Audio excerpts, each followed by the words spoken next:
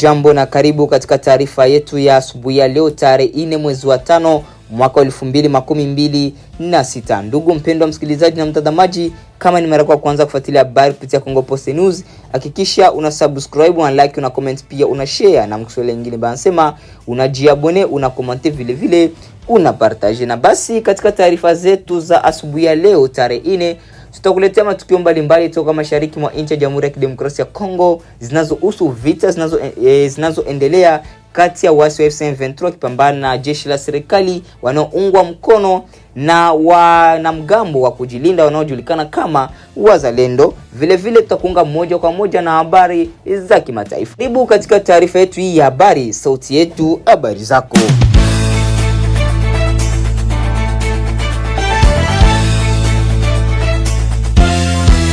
Hali ya usalama inaendelea kuzua wasiwasi mkubwa katika eneo la Kabare mkoani Kivu Kusini, mashariki mwa nchi ya Jamhuri ya Kidemokrasia ya Kongo, kufuatia tukio jipya la vurugu lililoripotiwa katika kituo cha Miti Centre ambako kijana mmoja ameuawa kwa kupigwa risasi.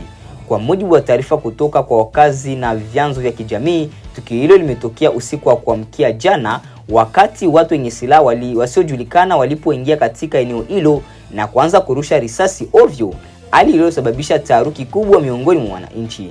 Inasemekana kuwa kijana huyo ambaye jina lake haijatangazwa rasmi hadi sasa alikumbwa na risasi wakati alikuwa akijaribu kuinusuru au alipokuwa karibu na eneo la tukio. Kifo chake kimeacha huzuni na masikitiko makubwa kwa familia yake pamoja na wakazi wa Miti Centre kwa ujumla. Mashuhuda wa tukio hilo wanasema milio ya risasi ilisikika kwa muda mrefu usiku, hali iliyowalazimu wakazi wengi kujificha manyumbani mwao kwa hofu ya maisha yao. Wengine walazimika kujificha chini ya viwanda au kutafuta hifadhi katika nyumba za jirani. Viongozi wa kijamii katika eneo hilo wameeleza masikitiko yao na kulaani tukio hilo, wakisema kuwa ni sehemu ya mfululizo wa matukio ya ukosefu wa usalama ambayo yamekuwa yakijirudia katika eneo la Kabare, hasa nyakati za usiku. Wamezitaka mamlaka husika kuchukua hatua za haraka ili kubaini na kuchukulia hatua wahusika wa tukio hilo, pamoja na kuimarisha ulinzi kwa wananchi ambao kwa sasa wanaishi katika hofu isiyo na kifani. Kwa upande wao, baadhi ya wakazi wameeleza kuwa hali ya usalama imekuwa ikizorota siku hadi siku, wakihofia kuwa endapo hatua madhubuti hazitachukuliwa, matukio kama haya yanaweza kuongezeka zaidi. Hadi sasa hakuna taarifa rasmi iliyotolewa na vyombo vya usalama kuhusu tukio hilo, lakini wala hakuna kundi lililodai kuhusika na shambulio hilo. Hata hivyo, eneo la Kivu Kusini limekuwa likikumbwa na changamoto za kiusalama kutokana na uwepo wa makundi yenye silaha yanayofanya mashambulizi dhidi ya raia.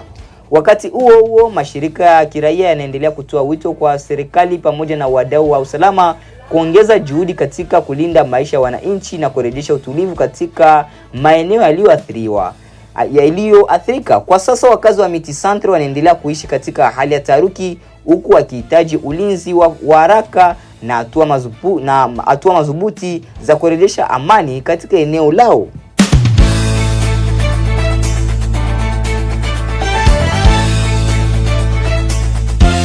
Katika eneo la Mambasa mkoani Ituri, mashariki mwa Jamhuri ya Kidemokrasia ya Kongo, hali ya usalama inaendelea kuzorota kufuatia taarifa za kutekwa nyara kwa raia kadhaa na kundi la waasi wa ADF katika kijiji cha Lisoma.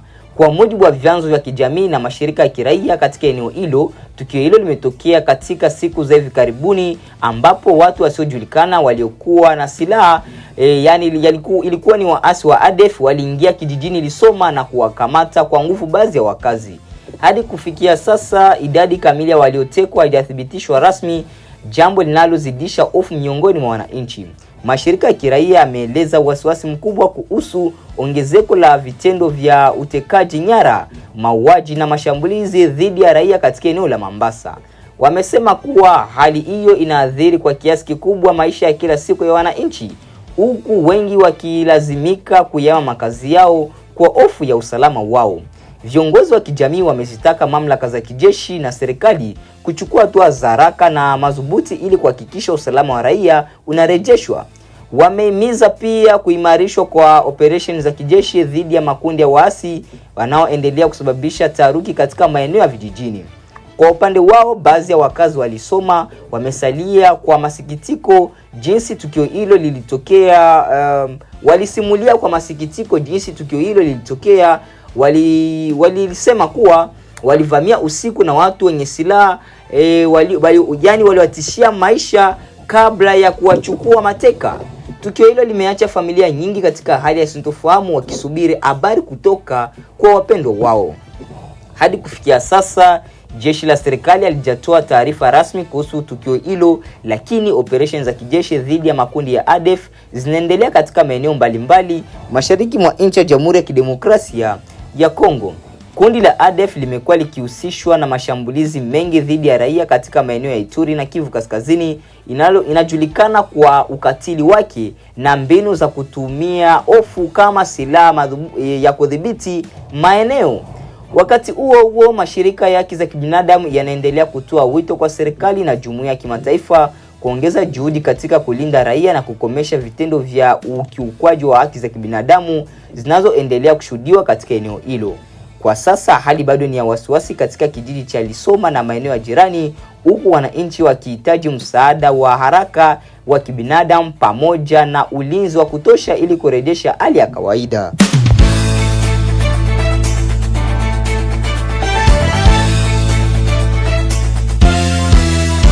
Katika jimbo la Kivu Kusini, mashariki mwa nchi ya Jamhuri ya Kidemokrasia ya Kongo, watu 4 wamepoteza maisha kufuatia tukio la kuporomoka kwa ardhi katika eneo la Mwenga, tukio linalohusishwa na shughuli za uchimbaji madini.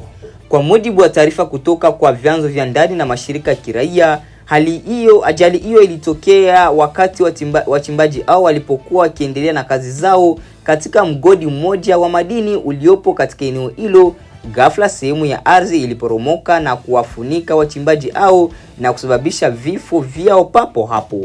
Mashuhuda wa tukio hilo wanasema kuwa tukio hilo lilitokea bila onyo lolote, hali inayodokeza uwezekano wa ukosefu wa hatua za kutosha za usalama katika eneo hilo la uchimbaji. Inaelezwa kuwa wachimbaji wengi katika maeneo kama hayo hufanya kazi katika mazingira magumu, mara nyingi bila vifaa vya kisasa wala ulinzi wa kutosha. Mili ya marehemu ilifanikiwa kutolewa chini ya kifusi baada ya juhudi za pamoja za wakazi na wachimbaji wenzao waliokimbilia eneo la tukio mara baada ya kusikia kilio cha msaada. Viongozi wa kijamii katika eneo la Mwenga wameeleza masikitiko yao kufuatia tukio hilo, wakitoa pole kwa familia za marehemu na kuwataka wadau wa sekta ya madini pamoja na mamlaka husika kuchukua hatua madhubuti za kuboresha usalama katika maeneo ya uchimbaji. Mashirika ya kiraia yameonya kuwa ajali za aina hii zimekuwa zikijirudia katika maeneo mbalimbali Kivu Kusini, hasa katika migodi isiyo rasmi ambako wachimbaji hulazimika kufanya kazi katika mazingira hatarishi kutokana na ukosefu wa usimamizi na udhibiti. Wito umetolewa kwa serikali kuimarisha udhibiti wa shughuli za uchimbaji madini na kuhakikisha kuwa sheria na kanuni za usalama zinazingatiwa kikamilifu ili kulinda maisha ya wafanyakazi. Kwa sasa hakuna taarifa rasmi iliyotolewa na mamlaka za serikali kuhusu tukio hilo. Uchunguzi unatarajiwa kufanyika ili kubaini chanzo halisi cha ajali hiyo na kuzuia matukio kama haya yasijirudie siku zijazo. Kwa sasa hali katika eneo la Mwenga limetawaliwa na huzuni, huku jamii zikiomboleza vifo vya wachimbaji hao na kuendelea kutoa wito wa kuboreshwa kwa hali ya usalama katika sekta ya madini.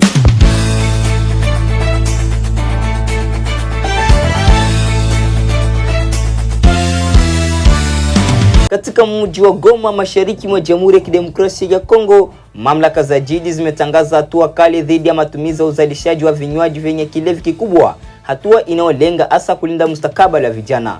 Tangazo hilo limetolewa wakati wa kikao cha uhamasishaji kilichofanyika katika mtaa wa Katoi, ambako meya msaidizi wa jiji hilo Juvenale Mshimiimana Rukundo alieleza kwa masikitiko hali ya sasa ya vijana wengi kuathiriwa na pombe kupita kiasi.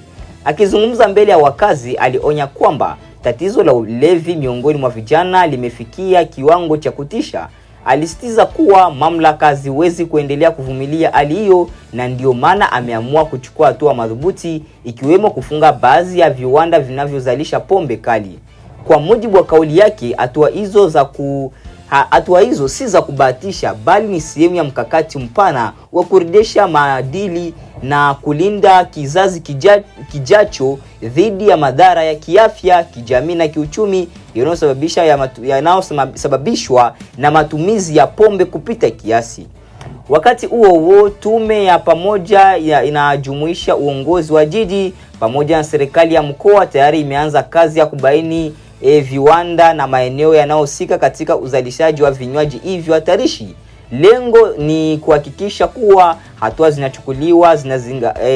zilizochukuliwa zinazingatia sheria na zinalenga wahusika wakuu. Hatua hii imepokelewa kwa hisia tofauti miongoni mwa wakazi wa Goma. Baadhi wanaiunga mkono wakisema kuwa ni muda mwafaka wa kulinda vijana dhidi ya tabia zinazoweza kuharibu maisha yao. Wengine wakieleza wasiwasi kuhusu athari za kiuchumi hasa kwa wafanyabiashara wanaotegemea sekta hizo. Hata hivyo, wachambuzi wa masuala ya kijamii wanaona kuwa ikiwa utekelezaji wa hatua hizi utafanyika kwa umakini na uwazi, unaweza kuwa mwanzo wa mabadiliko chanya katika jamii, hasa katika kupunguza uhalifu na kuboresha afya ya umma. Kwa sasa macho ya wengi yameelekezwa kwa mamlaka za Goma kuona jinsi zitakazotekeleza maamuzi hayo, na kama kweli yatazaa matokeo yatakayosaidia tukisema. Baada ya kusikiliza matangazo yetu kutoka mashariki mwa nchi ya Jamhuri ya Kidemokrasia ya Kongo, basi acheni kuinge moja kwa moja na habari za kimataifa. Karibu. Tuangalie hapo hapo kwenye serikali na nia yake. Hili swala la wahamiaji haramu kwa hakika ni swala gumu sana, na sio tu Afrika Kusini. Ukitazama hivi sasa katika ulimwengu hivi sasa, ni mataifa mengi yanalalamikia sana uhamiaji haramu, yanapinga mitizamo ya kuruhusu uhamiaji haramu. Na kwa Afrika Kusini yamekuweko vile vile haya malalamiko kwamba wahamiaji na hasa kutoka mataifa kama Nigeria, kama ulivyosema Katembo, wana sifa mbaya ya kuendesha matukio ya uhalifu. Lakini pia kwa upande mwingine swali linakuja, je, serikali imeshindwa basi kudhibiti uhamiaji huo unaoleta uhalifu ambao ni uhamiaji haramu? Na hili pengine ndilo lililohalalisha makundi ya watu binafsi kama hayo ya Operation Dudula kuchukua sheria mikononi mwao, kwa sababu serikali imeshindwa. Mutasa, kwa kabisa hakuna sheria inayohalalisha mtu kuchukua sheria mikononi mwake. Hiyo haipo abadan. Hata katika sheria za Afrika Kusini hilo halipo. Lakini kuna jambo moja, mwenyekiti, lazima tufahamu.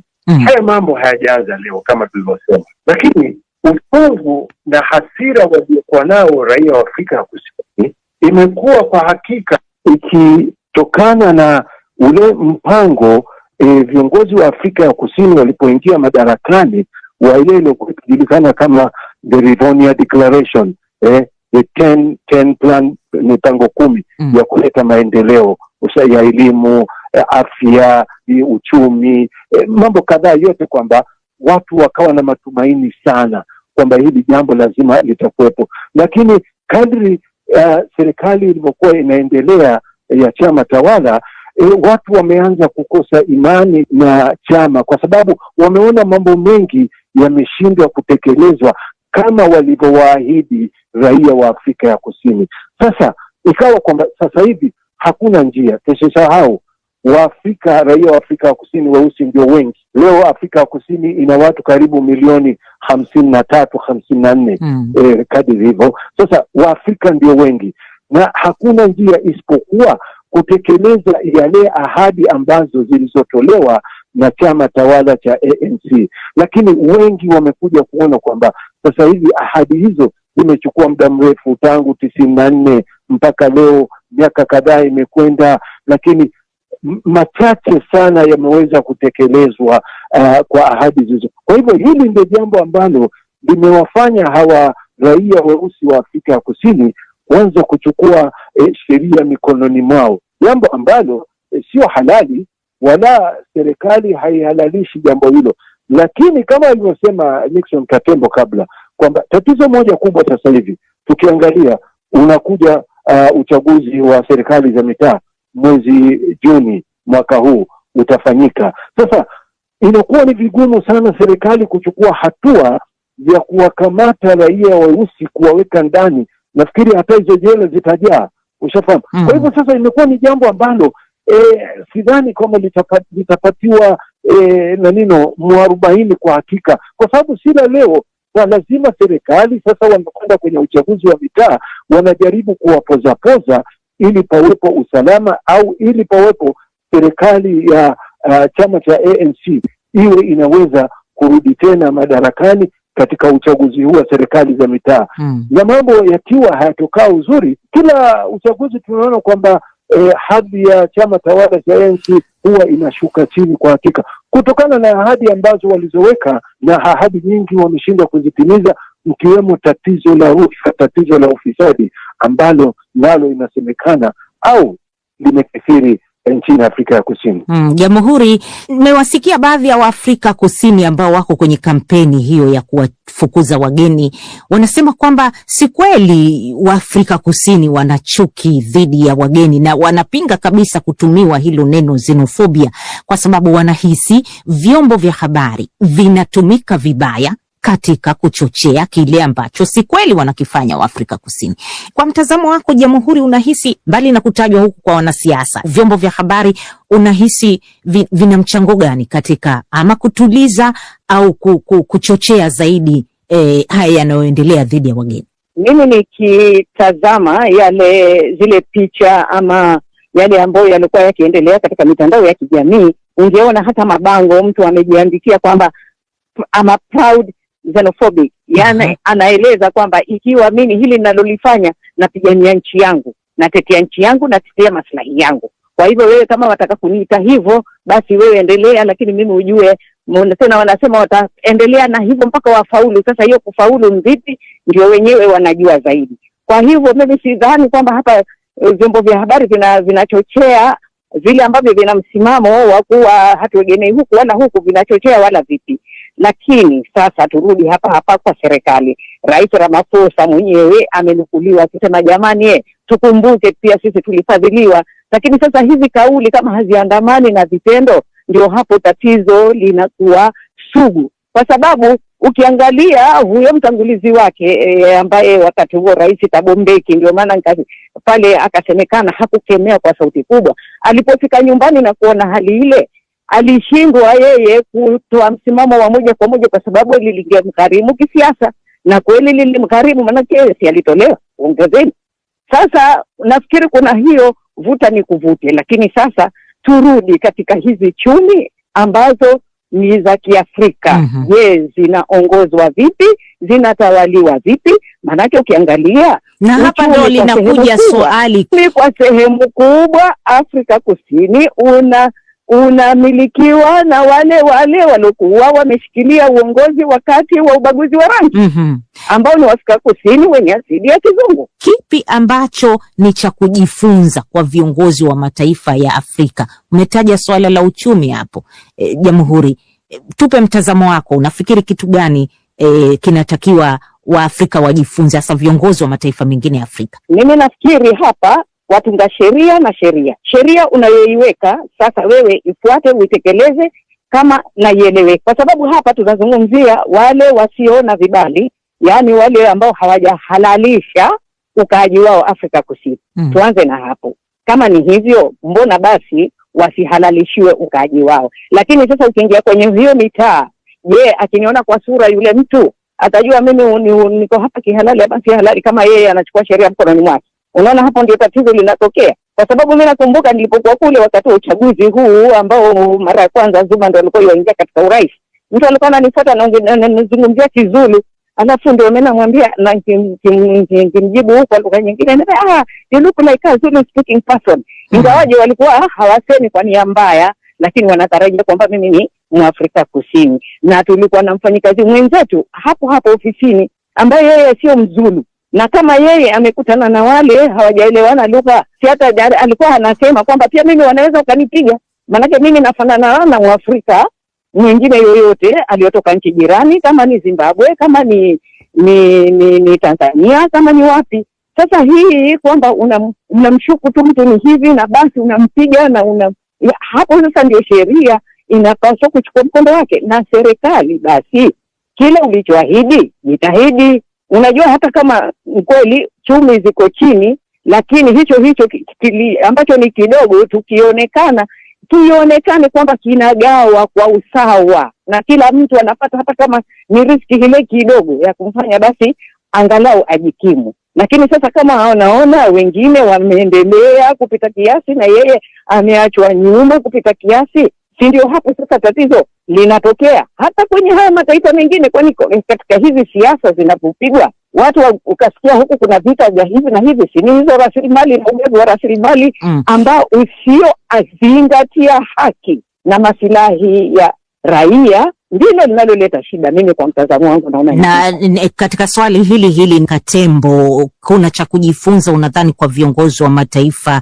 ya Afrika, na hasa linapokuja swala la usimamizi wa uchumi, jamii, sera za uhamiaji na uwajibikaji wa kisiasa? Kwa sababu tatizo kubwa hapa katika nchi za Kiafrika, mara nyingi watu wanasema kwamba viongozi wa Kiafrika hawapendi kuwajibika. Manake huu masikini unaowafanya vijana wakimbilie katika mataifa ya wenzao ni kwa sababu viongozi wa mataifa yao wameshindwa kuwajibika katika matatizo hayo yanayowafanya vijana wakimbie. Bila shaka mwenyekiti, swala la utulivu wa kisiasa barani Afrika na pia ukuaji wa kiuchumi ndio muhimu katika yote, na ndio sababisha mshirikano huu wa kijamii ambao hauhitajiki kabisa. Mimi mwenyewe kwa mfano natoka Jamhuri ya Kidemokrasia ya Kongo ambako nimefika hapa mwaka 2001. Ninazo takriban miaka 25. Nimesoma kwa elimu ya serikali ya Afrika Kusini. Sasa hali ingekuwa nyumbani kule Kongo kama ni nzuri, sidhani Wakongomani wengine wangekuja hapa, wangepata ajira nyumbani kule Kongo na mataifa mengine. Sasa unaona hali ya ukosefu wa utulivu iliyoko katika mataifa yetu hapa, kwa mfano maziwa makuu ambako mimi natokea, ndio hali ambayo inatia moyo wa uvunjifu miongoni mwa vijana na kuwafanya waondoke na kuhamia mataifa mengine, na huko wanazalimisha. Na nisitoshe swala la uhamiaji inaendana na matumizi mabaya ya vyombo vya dola, matumizi mabaya ya serikali za pesa za umma, na pia ahadi ambazo hazitimizwi kama alivyosema mwenzangu awali. Kwa hivyo la kujifunza hapa nadhani kwa serikali zetu za Afrika ni kuangalia namna gani ya kwanza kuleta utulivu barani, kujenga uchumi ambao unawahusisha wananchi na kwa ajili ya wananchi na unawafaidisha wananchi wenyewe katika nchi husika. Kwa sababu ukiangalia kwa mfumo uliokuwepo wakati wa utawala wa Thabo Mbeki mwaka 2000 hadi 2008, swala la wageni halikuzungumziwa. Na lilikuja kuwa swala la kisiasa kama alivyosema Jamhuri mwa Vyombo mwaka 2008 wakati anaondoka Mbeki, na kulikuwa na cheche za kisiasa ndani ya chama tawala wakati anaondolewa Thabo Mbeki. Aliondolewa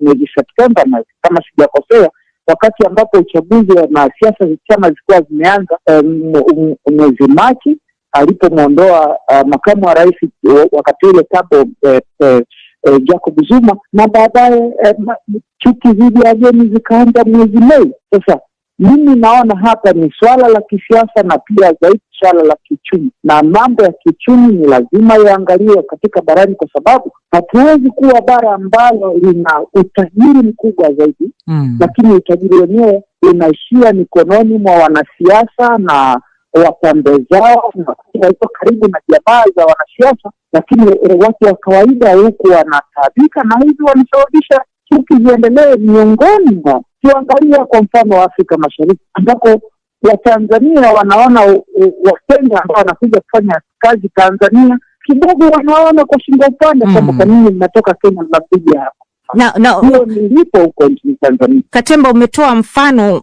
mzuri wa kunipeleka kwenye swali langu jingine, kwa miaka yote hii, unajua, ukitazama Waafrika hasa walioko kwenye ngazi za kisiasa wamekuwa na miito ya kupigia debe mshikamano wa Waafrika wenyewe, kuanzia huko Afrika Mashariki, Maziwa Makuu na jumuiya nyinginezo, wakitoa hii miito ya kupigia debe mshikamano wa Afrika, na wakati mwingine yakitolewa mawazo hata ya kuondoa mipaka.